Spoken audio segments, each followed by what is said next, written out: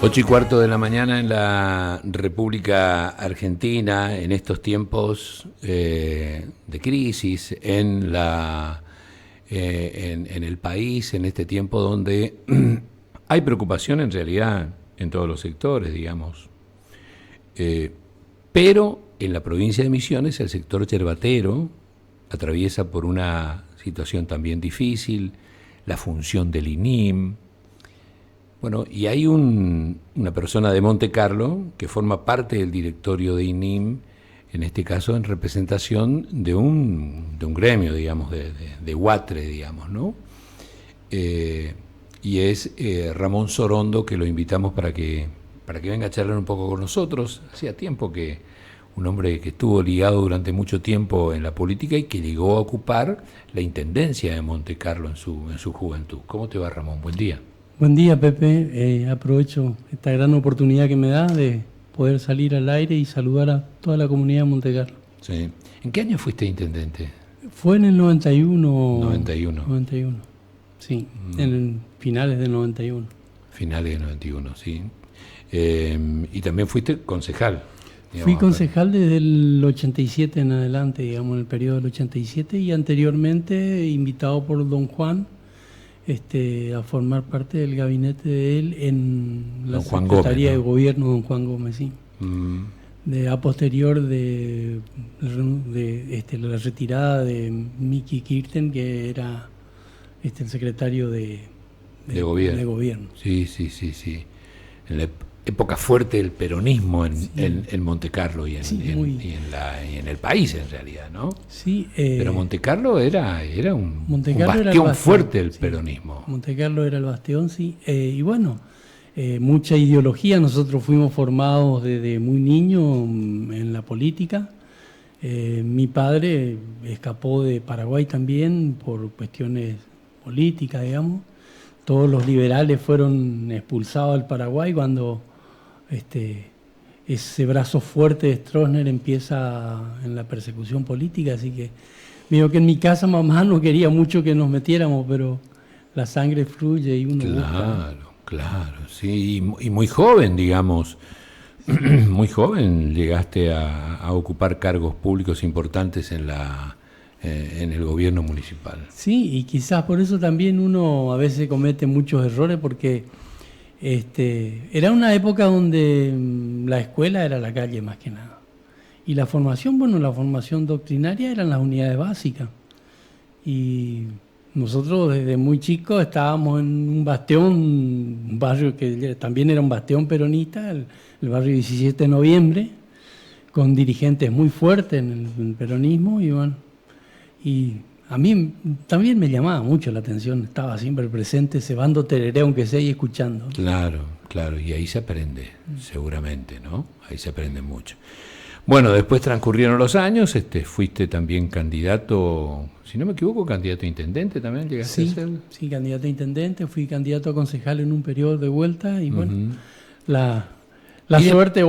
Y después te borraste, digamos, hace muchos años que no se te ve por lo menos militando fuertemente en ningún sector del peronismo. Hoy, más que todo, la renovación, digamos, que ahí hay como yo siempre digo, hay un bolleré importante, no se sabe quién es quién, digamos, quién es peronista, quién no. Claro, hay una franja muy amplia. Fui invitado estos días por un pastor que también piensa propulsar su tarea política. No sé cómo llegó, a través de unos amigos que tengo, me llamó por teléfono. Yo mucho no tengo ganas de incursionar en la política. La gente, ¿pastor en Misiones? No, en Buenos Aires. El pastor conocido. Sí. Millonario también, multimillonario. Entonces, muchas ganas no tengo, porque las tareas que por ahí a mí me toca desempeñar, trato de hacerla bien, hacer lo mejor posible. Digamos. ¿Y cuántos años hace que estás en UATRE? Y explicarle a la gente qué es UATRE. Bueno, UATRE es Unión Argentina de Trabajadores Rurales y Estibadores. Representa a esa franja de trabajadores rurales y a los que trabajan en los puertos desde prácticamente de Tierra del Fuego para arriba. No hay un solo lugar en la provincia donde no haya una boca de expendio de Huatre. ¿Y cómo llegaste ahí? Y llegué porque cuando yo dejé la intendencia fui a la escuela a trabajar.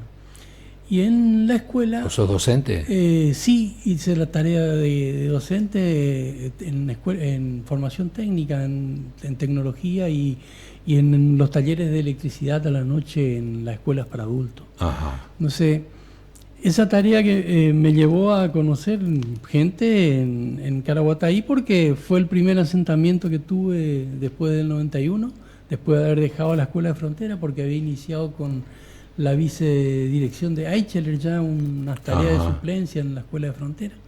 Eso fue antes de incursionar en la política. Y entonces volví a la escuela. Y en esa etapa de mi regreso a la escuela, conocí a mi amigo que falleció ya, Luisito Acosta, dirigente de Posadas, que me llamó a través de los contactos que teníamos, porque yo había sido parte de la presidencia del Partido Justicialista, de la JP a nivel provincial. Incursionamos varias batallas contra los dirigentes provinciales, Lucho Viana en ese entonces, y Razábal y todo, que pertenecían al Estado del gobierno de Humada y de Toto Alterach. Ganamos con Menem en el 91. Y bueno, ahí también fue un poquito la incursión más fuerte. Pero este chico me llama sabiendo de que yo estaba en Caraguatay y querían a través de la Huatre hacer unas viviendas rurales. Yo me conecté con la intendencia, se hizo esas viviendas, se entregaron y bueno, y después en la inauguración de la vivienda viene Momo, me conoce a mí y a partir de ahí me invita a formar el parte Momo Venegas. El Momo Venegas. Sí, es que era un dirigente nacional muy fuerte, era el Momo Venegas. Sí. Viene del campo de Esquilaba Oveja. Sí, sí, pero hizo un poder tremendo, construyó un poder tremendo. Yo me acuerdo que hablaba en su momento también apoyó alguna candidatura, por ejemplo, en su momento apoyó y se reunía y apoyaba la candidatura de Pablo Chirtz como gobernador. Sí, y yo hablando con Pablo, incluso en una reunión que se hizo acá en El Dorado, como comunicador me reuní, y aparte, bueno, yo tengo amistad con Pablo desde la infancia prácticamente, somos del mismo pueblo de Alem, y me decía, se asombraba del poder que manejaba el Momo Venegas. Sí, el poder y un poder, bueno, fuertísimo en Buenos Aires y en el país. Sí, el Momo se caracterizaba por escuchar, después de escuchar obviamente emitía su opinión y como buen gremialista, orgánico, disciplinado, bajaba los lineamientos y lo que estaban dentro bien y lo que no tenían la puerta abierta. A Pablo él me pidió que yo le acompañara y creo que fui en el sexto lugar de diputado también en la lista también, por pedido de Momo. ¿Sí? De Momo, sí. Bueno, y ahí bueno, te encontraste con Venegas. Ahí me encontré con Venegas, bueno, me ofreció la posibilidad de poder restaurar un poquito las bocas de expendio. Trabajé primero con otras localidades y terminamos quedándonos en Monte Carlo. Y desde ahí siempre muy cercano al staff de la Secretaría Provincial, vengo trabajando, digamos, y en esta etapa, bueno, me toca ya en esta etapa final, porque estoy también jubilándome en mi tarea docente, que no es, digamos, estas cuestiones no se superponen a la otra tarea. No hay incompatibilidad, no hay incompatibilidad, ni incluso ni con el desempeño actual en el instituto. Ajá. Y para saber y para terminar bien, ¿dónde, cómo y qué tarea cumple el Huatre, por ejemplo, en la zona o en Monte Carlo hoy? Y nosotros hacemos todo lo que es tipo de inspección cuando se va, todos los tipos de inspección que se debe hacer cuando se bajan los lineamientos a través institucionales. Si yo no puedo salir corriendo a hacer una inspección, por ejemplo, en un asentamiento laboral por motu propio, digamos. primero porque no tengo el poder de policía. Entonces, generalmente la UATRE hace este tipo de coordinaciones provinciales con el Ministerio de Trabajo, con Fuerza de Seguridad, y se sale a hacer las inspecciones para ver las situaciones laborales de cada trabajador. ¿Y hicieron algunas inspecciones en estos últimos años? Hicimos, la última fue a comienzo a finales del año pasado. En este año todavía en Monte Carlo no hicimos, pero sí en las inmediaciones, se hizo en El Dorado, el 9 de julio, se hizo en 2 de mayo. ¿Qué encontraron? Y como siempre, situaciones de trabajadores en pésimas condiciones. Todavía algunos de nuestros trabajadores están tomando agua de vertientes. Las condiciones son muy mínimas. Ahí encontramos, por ejemplo, en la zona del Dorado, inmediaciones Andresito, chicos que todavía vivían en casas de tacuara y en un segundo piso porque tenían miedo del yaguareté, porque esa zona ahí, Tigre, y esas son las condiciones en las que todavía se encuentran, digamos. Cuando en Iguazú habían empezado a hacer una comisión de 3 países, Argentina, Paraguay y Brasil, vino fuertemente una ola de blanqueamiento de esta situación y empezaron a mejorar las situaciones. Pero siempre queda algún rezago. Queda un rezago más cuando se generaba este tipo de encuentro como si fuera trata de personas, por lo tanto se hacía una denuncia federal. Y empezó a mejorar las situaciones, pero como todos sabemos, esta cuestión gubernamental de hoy, del gobierno nacional, provoca otra vez una libertad y bueno, un deterioro hasta los logros laborales de tantos años. Y teniendo en cuenta esa cuestión que haces referencia a vos, de esta libertad del gobierno nacional, digamos, ¿qué están haciendo ahora por los trabajadores? Más allá de que, como decís también vos, no tienen poder de policía. Y hacemos, más que nada, cuando hay algún problema laboral, hacemos... El trabajador viene a denunciar, el trabajador te viene a plantear a vos, o cómo me está escuchando un trabajador que está en una situación determinada, no se está escuchando ahora. Sí. ¿Dónde tiene que verte? ¿Cómo hace? En la oficina de Monte Carlo, que está ubicado en las inmediaciones de la odontología de Dalman, del complejo odontológico de Dalman, sobre la calle Córdoba. Ajá. En el edificio, en el local 2 y 3 tenemos atención correcto.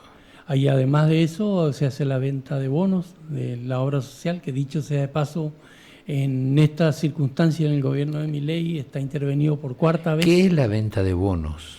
La venta de bonos es el famoso papelito con el cual yo voy al médico para que me atiendan. ¿Una orden médica? La orden médica, sí. ¿Y por qué le dicen bono? Y le llamamos bono porque es donde refleja la situación del obrero que está en condiciones de poder acceder al beneficio de la obra social. Y bueno, y ese bono generalmente también refleja el acuerdo que se hace con los diferentes tipos de estamentos, como en este caso odontológico, óptica, si es que está funcionando, la parte de médicos, los que hacen prótesis, insumos y todas esas cosas. ¿Y cuántos afiliados tiene UATRE ahora en la zona? Y nosotros andamos rondando en los 800 afiliados a UATRE. Y después y una interesante suma de alrededor de 7.000 afiliados en situación de previsional, digamos, que no solamente son los rurales los que están en la UATRE, están también aquellos que en el gobierno de Cristina, porque fuimos vapuleados en todos los gobiernos prácticamente, la UATRE, nos incursionaron a nosotros el monotributista. El monotributista, incluso aquel monotributista que tenía aporte cero, que era el monotributo social.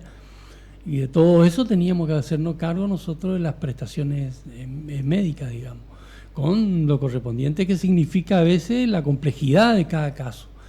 Yo recuerdo, por ejemplo, un monotributista que hasta hoy está contento, que es Cari Chilaver. Se hizo una operación a cielo abierto del corazón y prácticamente no pagó nada en nuestra obra social. Y él está afiliado a la obra social de Él ustedes. está afiliado a través de haber sido monotributista, por ejemplo. Mira. Claro, porque el monotributista podía elegir su obra Podía social. elegir. Muchos de los otros, de las otras obras sociales sindicales no le tomaban, digamos. Claro. O sea, encontraban el artilugio legal, que es la denuncia mediante ante carta documento a la Superintendencia de Seguro de Salud, la obligatoriedad de poder tomar a esa persona como parte de la atención. ¿Y estás solo vos en Monte Carlo? ¿Tenés personal? ¿Hay personal? No, trabajo yo en la parte de logística y tengo otros dos personas trabajando en la oficina. En la oficina. Carmen Hoinstadt y otra chica que se me pasó ahora el nombre. Que cumplen Que tareas cumplen tarea administrativas. administrativa de 7 horas en adelante. Ah, correcto. Y desde ahí, ¿quién es el secretario general a nivel provincial del gremio de Huatre? Morínigo es el secretario general y Carmelo Rojas es el adjunto, y después vienen los vocales titulares, que es otro chico del nombre Morínigo también, y luego sigo yo. Después viene una compañera de San Javier, Epifania Chagas, y luego otro compañero de Santo Pipo.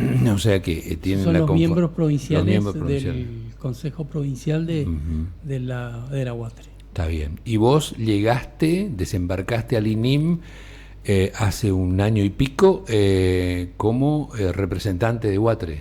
Sí, subrogándole a Carmelo Roja, que ya por la diferente tarea que hacía, pero también él forma parte de la CAR 9, donde se discuten los precios, todas las cuestiones salariales de los empleados rurales, y bueno, ya una serie de tareas ya complejas iba haciendo a que él no pudiera a veces llevar el desempeño en el instituto con presencia, y entonces a partir de ese momento, el año pasado, me pidió que fuera a subrogarlo y desde ahí estoy.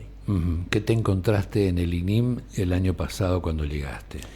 Y bueno, totalmente desregulado, como en la época de los 90, cuando desestimaron la tarea de la CRIM. También se desestimó la tarea del Instituto Nacional de la Yerba Mate, y vaciándolo institucionalmente al no nombrar un presidente, que es el gobierno nacional quien tiene que poner esa persona para que sea el conductor, el guía, quien en los plenarios tenga que formular los criterios por donde tienen que pasar los debates y bueno, y firmar las resoluciones y todos los quehaceres institucionales del instituto. ¿Y qué se debate hoy? Y hoy el precio es fundamental. La cadena productiva está por el suelo. No está en crisis la yerba mate, porque de lo contrario el volumen que se exporta es superior a años anteriores. No está en crisis la yerba mate, lo que está en crisis es la cadena productiva de la yerba mate. Está mal atendida, desde el primer eslabón, que es el trabajador rural, que siempre estuvo mal.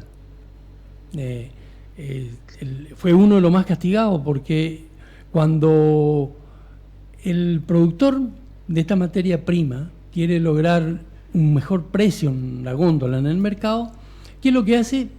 Buscar abaratar costos. Y no entiende que el obrero no es un costo, el obrero es una inversión. En esta cadena productiva el obrero no es un costo. Y sin el obrero, sin el trabajador rural, sin el tarefero, es imposible. No existe la producción. Entonces, desde ese punto de vista empezó el deterioro con los obreros, porque la precarización del obrero nace ya con la tercerización del servicio. Porque antes las empresas... ¿Cuántos años hace de eso? Un montón. Mi papá fue tarefero, urú, en la cooperativa, luego en su etapa final trabajaba en el depósito. Desde que vino de Paraguay fue su única tarea, la cooperativa, se jubiló en la cooperativa. Y ya desde entonces nosotros en Carne de Familia vivimos la precariedad que significaba ser tarefero. Y nunca... Y después se tercerizó. Después se tercerizó. Claro, para que los costos sean que menores. Tampoco fue el momento de esplendor. No, ni ahora lo es. Mucho menos ahora. Y ahora menos todavía cuando se está buscando, por ejemplo, la sustitución de esa mano de obra calificada, porque al producto de la yerba mate, a esa calidad de la yerba que tomamos nosotros con todo sabor, lo hace la mano de obra. Tal cual. Y están queriendo mecanizar. La mecanización va a ir a la precarización del producto. La mecanización sí, seguramente va a llevar en algún momento, pero tampoco la mecanización es muy barata, digamos. Todo lo que es tecnología, lo que es mecanización, tiene su costo. Mientras tanto, todavía lo siguen sufriendo los tareferos. Y además está demostrado que con las industrias que hacen punta en la venta de yerba y prácticamente tienen todos los eslabones de la cadena de producción en la mano, como la María, desde el 1969 están trabajando con la mecanización. Mira vos. Ya probaron la mecanización. ¿Por qué no la sustituyen? Porque no le da calidad. Porque no es la... Claro, tal cual. Y este INIM, que yo tengo mi propio análisis, digamos, y que lo compartía con vos fuera de aire, que el INIM nunca cumplió realmente acabadamente con lo que es la ley, porque la ley, el INIM es el Instituto Nacional de la Yerba Mate, creado por una ley nacional, por eso es Instituto Nacional, cuyo impulsor principal fue el ahora ya fallecido diputado Raúl Solmoirao, que hizo un trabajo para mí impecable, digamos, vino y se instalaba en Monte Carlo, hablaba con la gente de la cooperativa, hubo mucha gente que le acompañó y le ayudó, no solamente acá.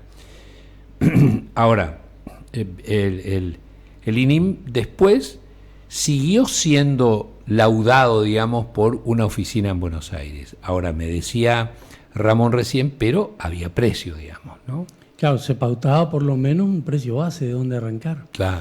Y el producto tenía, si bien no tenía un techo, tenía una base de donde arrancar. Hoy no existe eso. Hoy no tenemos cómo arrancar con precio base. Te tengo que decir también, Pepe, que estas opiniones que me hace vertir, me hace formular criterios y eso, es netamente personal. Personal. Claro, porque mal estaría hablando yo del instituto siendo solamente un director, creyendo que tengo la verdad. Aparte, formo parte de un cuerpo colegiado que sí a mí me pareció coherente que el gobierno se preocupara en designar al presidente que no estaba. Porque sin un presidente había un vaciamiento institucional y todo lo que yo aprendí a ser institucionalista por ahí, con muchos errores o aciertos, pero yo creo en la institución, creo en la democracia, creo en los poderes institucionalizados, creo en las cooperativas, creo en todas las instituciones que hacen el eslabón de la sociedad. Entonces, mal estaría funcionando ese instituto tan importante y tan caro a los afectos de los productores, porque el Instituto Nacional de la Yerba Mate nace por la crisis de los 90. Tal cual. Y si bien no solucionó en gran parte, con los inconvenientes que me decía vos, que siempre se laudaba en Buenos Aires, había una posibilidad de generar criterios y esa disparidad de criterios tratar de hacer en una sola formulación de precios. Pero la problemática del productor y de la yerba mate tiene décadas y décadas y décadas, ¿no? Sí. Y no se ha podido solucionar. Y hoy se profundiza un poco más con esta liberación que hace referencia a vos. Bueno, pero ¿y cómo trabaja hoy el INIM? Ya hay nombrado un presidente. Está nombrado el presidente, sí, está. Y se reúnen, tienen reuniones. Y bueno, porque otra característica que tiene el INIM es que funciona y se expide por mayoría absoluta, ¿no? Por lo menos en la gran mayoría de los temas a tratar. Se trata por lo menos de que los acuerdos que salgan sean por mayoría absoluta. En este criterio sabemos que hay, en la formación del instituto, hay gente que mal podría discutir los temas, como por ejemplo nosotros los trabajadores que tenemos un solo representante. Hay otros sectores. ¿Cómo está conformado? ¿Me permitís? Sí. Me trajiste acá para que la gente sepa, porque también vamos a hacer un poco de docencia, porque sí. Se habla mucho del INIM, el INIM por ahí no se sabe ni siquiera discriminar qué significa INIM, que es el Instituto Nacional de la Yerba Mate. Hay representante del gobierno, veo acá el nombre de Ricardo Maciel, que parece que se quedó ahí para siempre a vivir en el INIM, porque está representando al gobierno desde hace muchísimos años. Representante del gobierno de Corrientes, dice que está Claudio Anselmo como titular. Representante de los trabajadores rurales, ahí estás vos, Ramón Sorondo, como suplente, pero el titular es Carmelo Paulo Rojas, ¿no es cierto? Así es. Representante del sector de la producción, María Soledad Fracalosi, que me decías es de Concepción de la Sierra. Bueno, Jorge Eugenio Haddad, después Calitco. Estos Calitcos son de Jardín América. De Jardín América, sí. Creo que uno de los, no sé si el padre de este o el abuelo, Calitco fue intendente de Jardín América en su momento. Y uno de los hermanos creo que es Arenero, me parece. Ah, correcto. Y después hay otro aparentemente, por lo menos apellido de Montecarlo, Kevin Helmut Knott. Sí, que es suplente. Es suplente, sí. Ajá. Él está en el sector de la producción. Él está por la producción. Correcto. Y después está el representante del sector secadero, María Isabel Teresuc. Y después también hay representante del sector cooperativas. Pero lo que veo y que me llama poderosamente la atención, que la cooperativa agrícola de Montecarlo no tiene representantes hoy en el INIM, ¿o tiene? Tiene a través de esos mandatarios que pertenecen a las cooperativas. Porque correcto. Acordate de que el nombramiento de cada uno de estos es a través de una asamblea. Claro, sí, pero personalmente no hay nadie. No, personalmente no, creo que fue Friedrich el último. Ajá, correcto. Estaba también el ingeniero, bueno, que también está jubilado ahora de la cooperativa. Sí. Bueno, y después representante del sector industria, Barreiro, sí. Gustavo Barreiro. De la María. De las María. Este es de la María, sí. Peso fuerte. Eso definen mucho, ¿no? Definen mucho en la góndola los precios. Y definen. Por eso también hay peso fuerte dentro del INIM. Sí, tienen su pisada fuerte, sí. Gerardo Daniel López.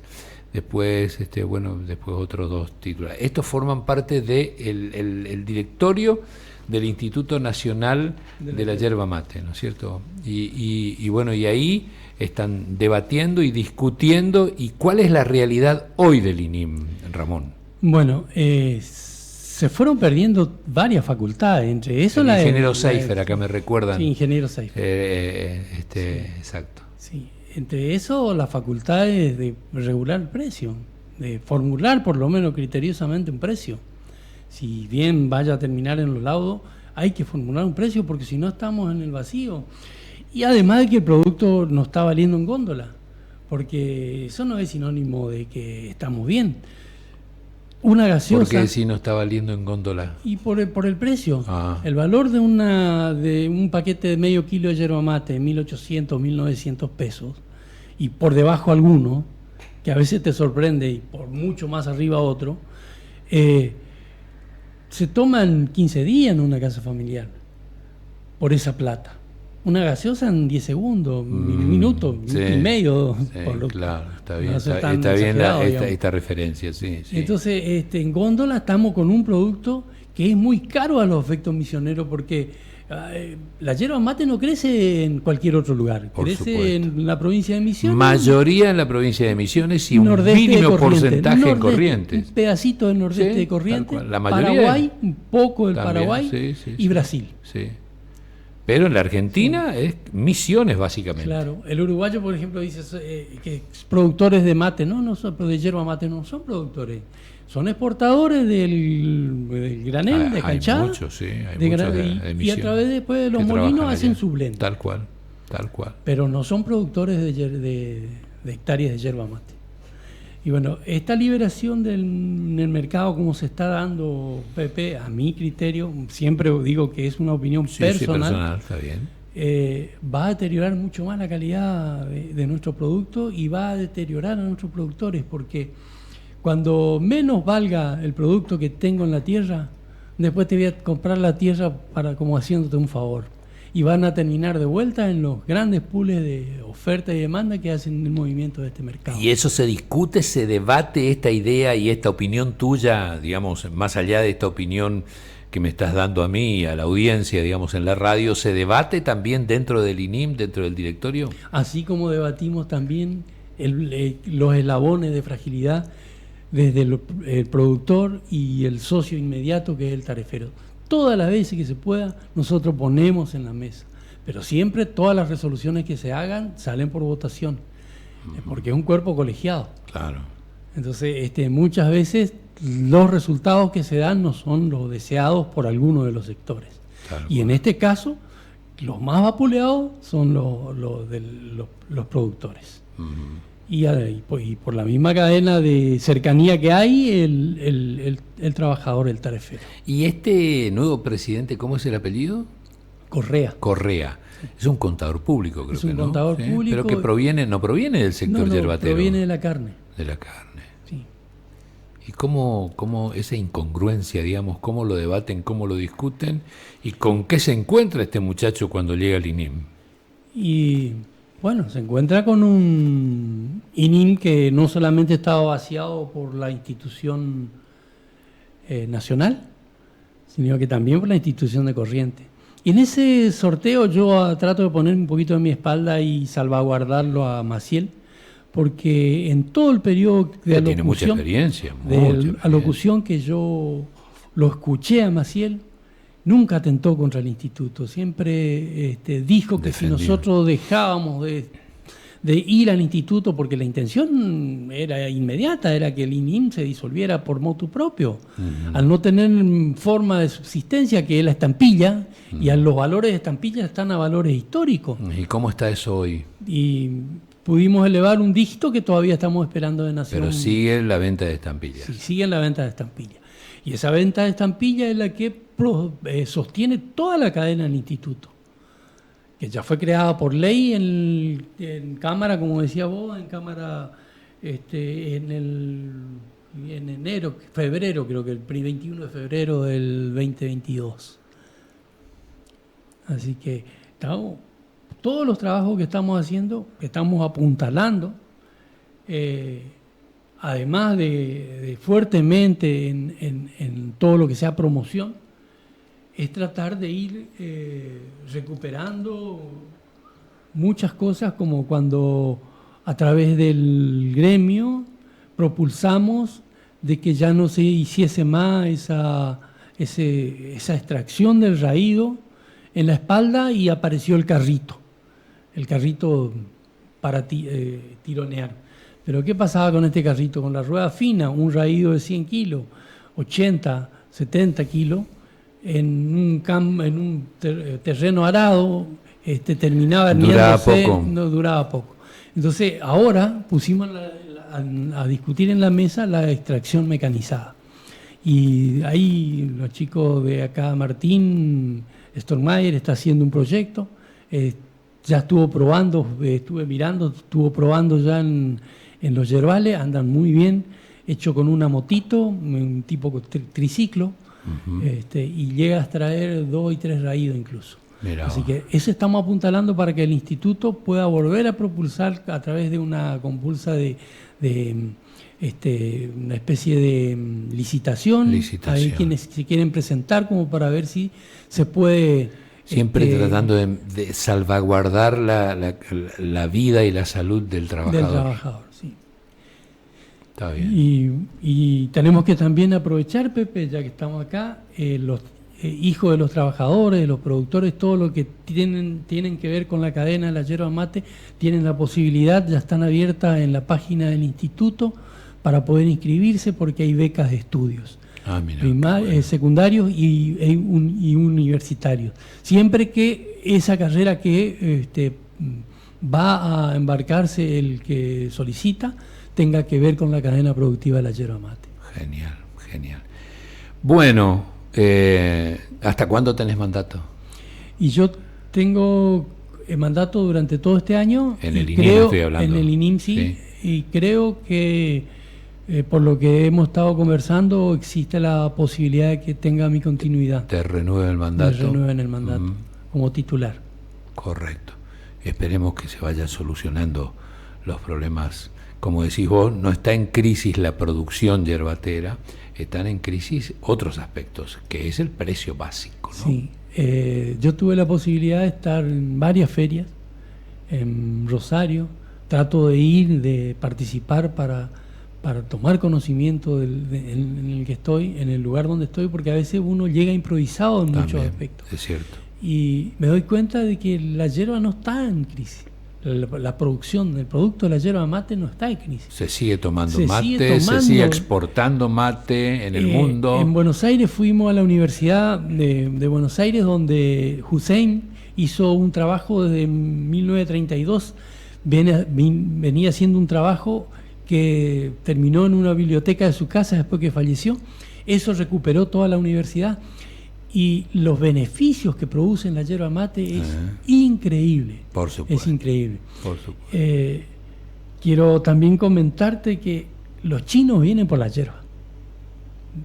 Y no vienen de improvisado. Vienen porque ya hicieron toda la investigación necesaria en el entorno. Porque hay muchas cosas que tienen un blindaje y que yo tampoco puedo explayarme mucho. Pero sabemos de que nuestro producto de la yerba mate, depende del tratamiento que tenga, tiene antraquinoma, tiene metales pesados, y en la provincia de Misiones, nuestra yerba mate, casi en los porcentajes en los que se exigen a nivel internacional, no los tiene, están por debajo. Entonces, los chinos vienen por nuestra yerba mate. Y cuando los chinos, la mitad o el 10% de los chinos, el 5%, el 2% de los chinos se decidan a tomar como insumo, no como mate, como insumo, va a ser no vamos a dar abasto. Un mercado extraordinario, sin dudas. Ramón, gracias por visitarnos. Pepe, gracias por invitarme. Estaba muy nervioso. No, pero linda charla. Un tema muy nuevo para mí. Bueno, pero hablamos de todo un poco, por eso introducimos la política al comienzo, que creo que era para distender un poco. Gracias, Pepe. Gracias por venir. 8:52 de la mañana.